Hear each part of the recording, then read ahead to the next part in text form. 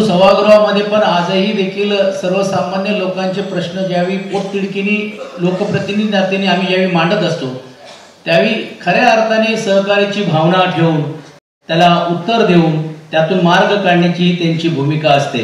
आणि म्हणून मला असं वाटतं हेच त्यांचा स्वभाव ओळखूनच राज्याच्या मुख्यमंत्र्यांनी त्यांना सहकार हा क्षेत्र दिला असावा असं मी समजतो। ते वेगवेगळे खात्याचे मंत्री आहेत आणि जसं मी उल्लेख केलं की सहकार क्षेत्रामध्ये आर्थिक सुबळता, विशेषतः सामाजिक एकता आणि त्यातून निर्माण होणारा जो आत्मविश्वास आहे, या तीन घटकावरती ही चळवळ ही खऱ्या अर्थाने अवलंबून राहते। आणि ज्याचा उल्लेख शेटे साहेबांनी केला, अनेक मान्यवरांनी केला, आपणही देखील केलं, विठ्ठलरावजी पण बोलले की आताच्या काळामध्ये सहकार चळवळ वाढवण्यापेक्षा टिकवणं महत्वाचे। एक व्हिडिओ हा नेहमी व्हायरल असतो, बघितला असेल तुम्ही, की गणपती आला, आता नवरात्र आलं, काही लोक वर्गणी मागायला एका व्यापारीकडे जातात आणि व्यापाऱ्यांकडे वर्गणी मागत असताना सांगतात की गणपती आलेले आहेत, महागाई वाढलेली आहे, यावेळी मला वर्गणी जास्त द्या। आणि लगेच तो व्यापारी बोलतो की वर्गणी जास्त देईल, पण हा पेन कुठनं घेतला, तो म्हणतो ऑनलाईन, चष्मा कुठनं घेतला ऑनलाईन, बॅग कुठनं घेतली ऑनलाईन।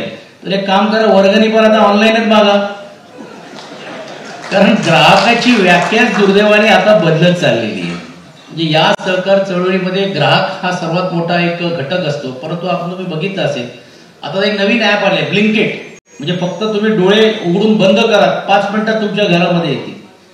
आणि म्हणून आता त्या दृष्टिकोनातून ही चळवळ या ग्राहक सोसायटीच्या माध्यमातून टिकवणं आमच्यासारख्या संस्थेला एक मोठी कठीण बाब होती।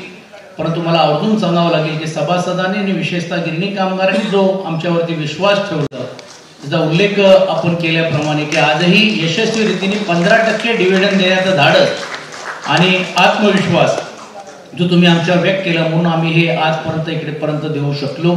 अर्थात खूप दिग्गज लोक या व्यासपीठावरती आहेत आणि मी नेहमीच सांगतो मोहितेंना की सहकार चळवळ आणि माझा काय जास्त कधी नाता जुळलं नाही। मी शिवडी विधानसभा आणि वरळी विधानसभेमध्ये गेल्या 15-20 वर्ष त्या भागातल्या लोकांचं प्रतिनिधित्व केलं आणि मला असं वाटते सहकारची माहेर जर म्हटली तर तो डिलाय रोड सारखा परिसर आणि गिरणगाव सारखा परिसर असं असताना पण देखील मी काय जास्त सहकारमध्ये घुसलो नाही।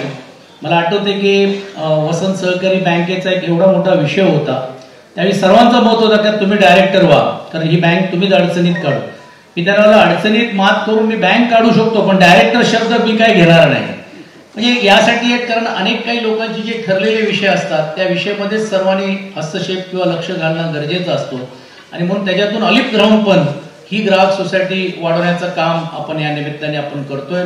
योगायोगाने आदरणीय पंकजजी, आपण निवड राज्याचे सहकार मंत्री नाही आहात, तर राज्याचे गृहनिर्माण मंत्री देखील आहात। आणि आपल्याला आठवत असेल की आपल्याच उपस्थितीमध्ये राज्याचे उपमुख्यमंत्री आणि गृहनिर्माण मंत्र्यांच्या अध्यक्षतेखाली गिरणी कामगारांच्या घराच्या बाबतीतल्या प्रश्नाच्या बाबतीत पण देखील एक मोठा आंदोलन किंवा मोठा मोर्चा हा आम्ही आयोजित केला होता आणि त्या माध्यमातून पण देखील काही आश्वासन हे आम्हाला शासनाच्या वतीने दिले गेले होते।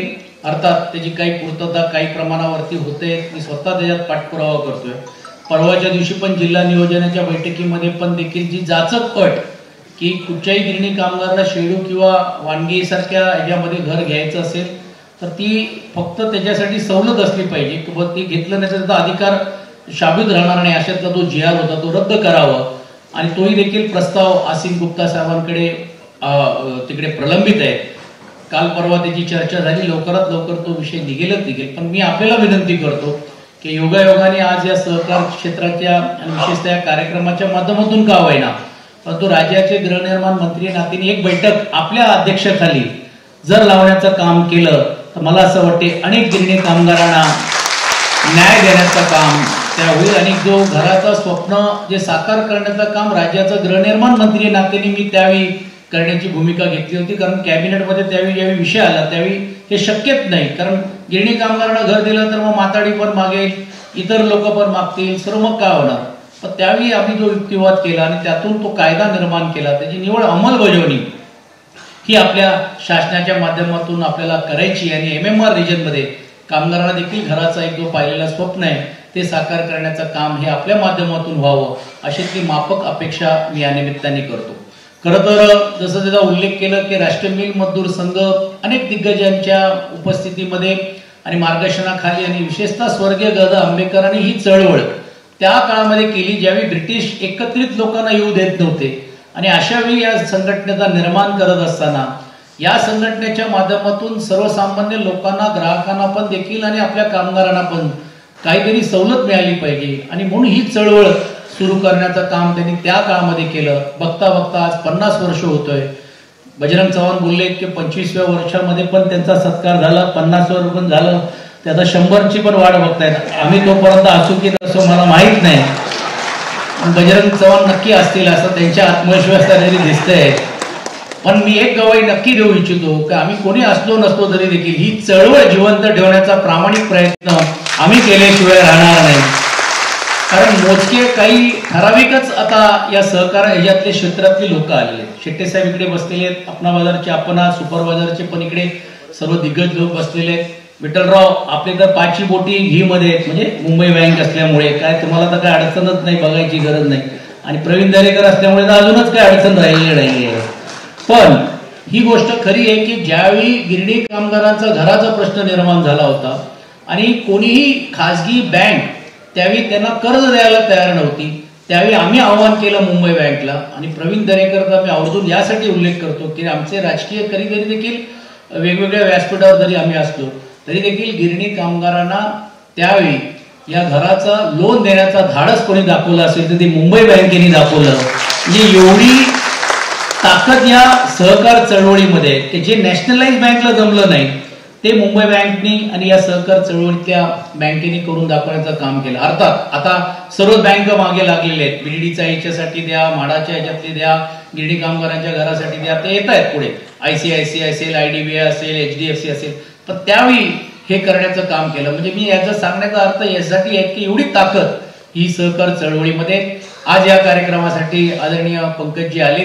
पंकजजी, मी आपलं मनापासून स्वागत या संस्थेचा अध्यक्ष नात्याने करत असताना मला निश्चितपणे खात्री आहे की ज्यावेळी पुढच्या वेळी तुम्ही याल तर तुम्ही राज्यमंत्री म्हणून नाही, कॅबिनेट मंत्री म्हणून तुम्ही याल.